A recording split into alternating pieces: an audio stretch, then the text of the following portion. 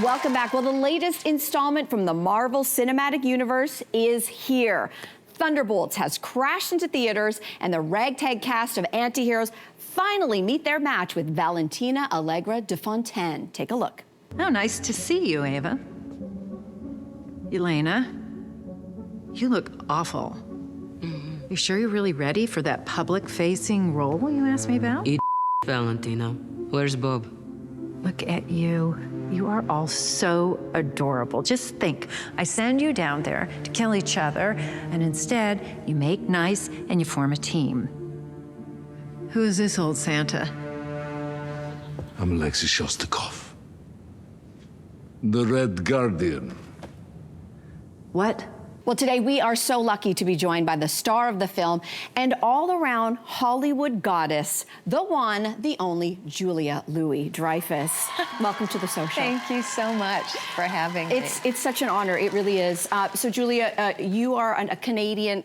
We welcome you to Canada, first of all. But can I be a Canadian? I mean, would you like to be? Because we yes, can see if we can pull some strings. Thank you. I was going to say you are an American that we are thrilled to celebrate here in Canada. So okay.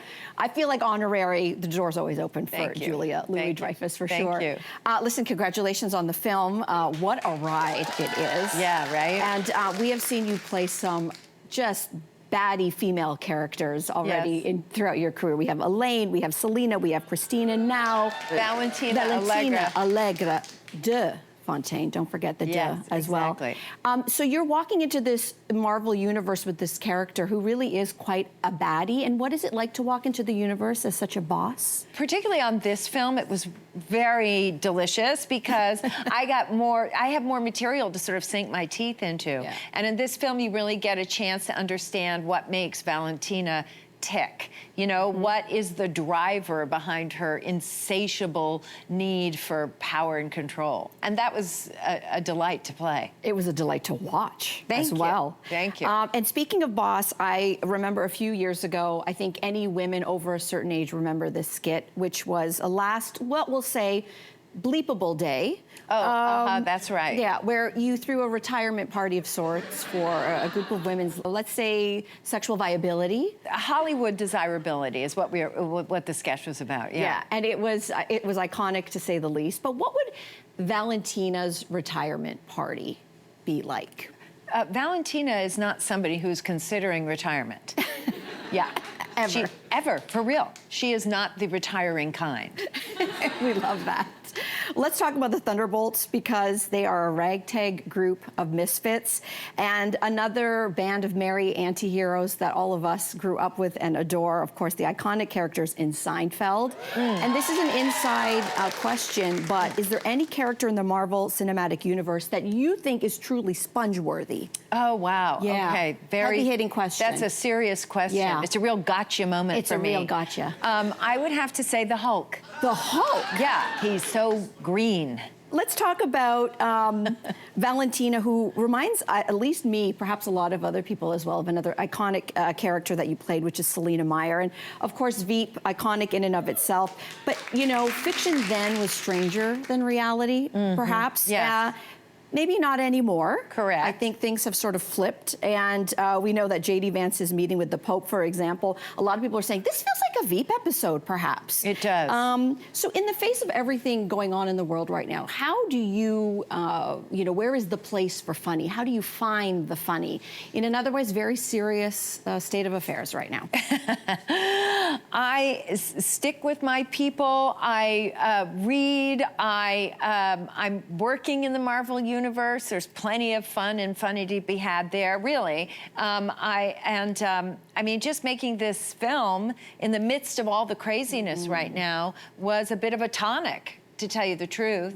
It's sort of a departure. And the film has important themes that apply to even this moment that we are all in, not just in the United States, but globally, and that is it speaks to the power of community and connecting with other people, and how that can take you out of darkness and into light. I said to you off air that I'm such a huge fan of your podcast. Thank you. Wiser Than Me. It is something to be taken away from every single one of your guests, and also listening to you as such an adept interviewer as well, Oh, I would wow. have to say. Thanks. It's so beautifully done. Oh, that's so nice of you to say. Thank you. Is there something that you've taken away from, I mean, you've had iconic guests, but is there something or a lesson that you've really really digested and it's become a part of you since hearing through one of your guests? Oh my goodness. Well, yeah, I would say no is a complete sentence is something that I keep in mind and apply it. And, you know, because I think particularly as women, we're prone to put caveats around the word no. You know, I'm sorry, or I understand that, but I can't really know, that kind of a thing. And I think to own a no and to assert yourself, and you can do it very pleasantly, but no is a complete sentence. It's quite rebellious to hear you say that. The other part I find really rebellious is the idea that you start with asking women their age, if they so choose to share, which I think is also a very, very powerful move. Why do that? Well, it's a show about age and wisdom. And so I think it's a celebration of age. And I'm really interested to know how old Carol Burnett is, or Isabel Allende, or whoever it happens to be, because that lets me know how much life experience they have under their belt. And I think that's something to, you know, hold your head high about, you know? And bringing that back to the film, you are the matriarch on the set as Valentina with this cast of anti-heroes as well.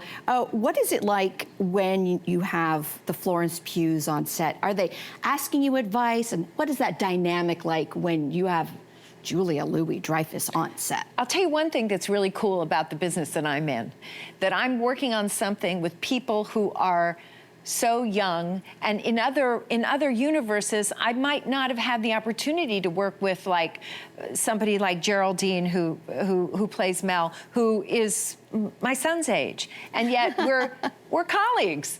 Same for Florence. You know, we're colleagues in this movie. We're working together, and the age piece of this disappears completely, which is interesting. Oh, I really love that. Yeah. And finally, we understand you've got street cred with your sons now. Yes, I do. Doing that film. What is that like, has been like? Both of my sons came to the LA premiere, and they didn't know anything about the film. They had seen nothing. I told them nothing. So they were thrilled. You're kidding. Yeah.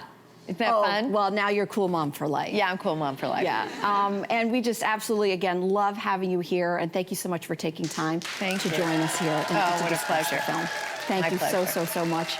Everyone, Thunderbolts, it is now playing exclusively in theaters. Go and see it. Why don't we take a quick break, and we'll be back right after this. Hey, you, come a bit closer. We've got so many more must-see interviews, spicy debates, lifestyle tips, and pop culture moments. So subscribe to our channel by tapping the logo below and don't miss out.